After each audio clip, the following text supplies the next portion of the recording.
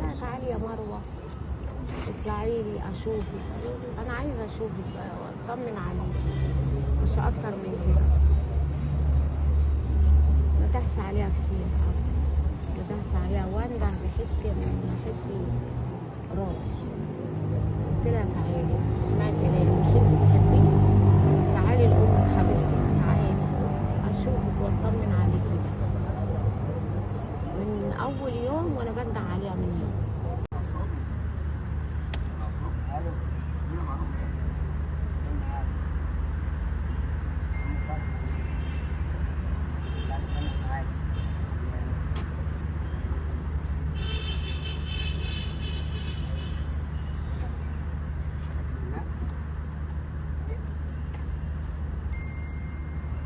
خير.